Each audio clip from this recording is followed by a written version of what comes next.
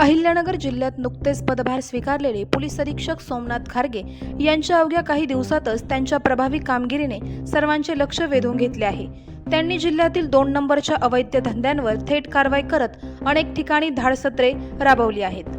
त्यामुळे गुन्हेगारीला मोठा आळा बसलेला दिसत आहे।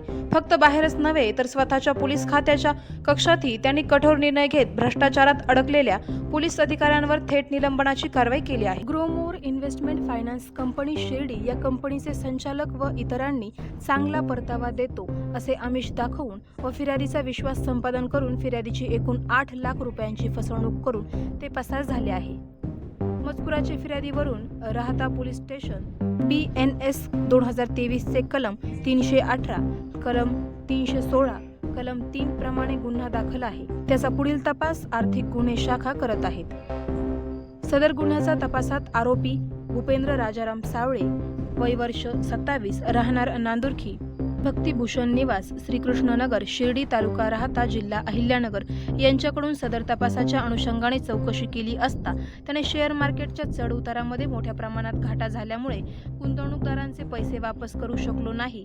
त्यांच्याकडील जनतेच्या ठेवी व परतावाबाबत माहिती विचारली असता त्याने सांगितले की दिनांक 15 जानेवारी 2025 रोजी मला स्थानिक गुन्हे शाखेचे पोसई धाकराव व त्यांच्यासोबतच्या 3 पोलीस कर्मचारी यांनी माझे 2 भाऊ व मित्र असे नाशिककडे फॉर्च्युनर गाडीने जात असताना लोणीजवळ अडवून म्हणाले, तुझ्याकडे कोणतेही RBIचे लायसन्स नसताना जनतेकडून पैसे गोळा करून त्यांची फसवणूक करतो म्हणून तुझ्यावर गुन्हा दाखल करतो। मी त्यांना माझ्यावर कोणतीही कार्यवाही करू नका, मी कोणाचीही फसवणूक केलेली नाही, मला विनाकारण कोणत्याही खोट्या गुन्ह्यात अडकवू नका। त्यावर ते व त्यांच्या सोबतचे कर्मचारी मला म्हणाले, तुला जर यातून सुटायचे असेल तर तू आम्हाला 1,50,00,000 रुपये नगद स्वरूपात दे।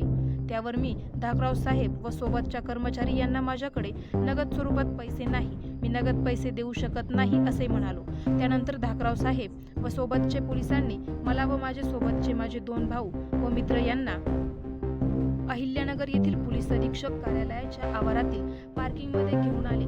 तिथे थांबल्यावर धाकराव साहेबांनी मला ऑनलाईन 1,50,00,000 रुपये द्या असे सांगितले।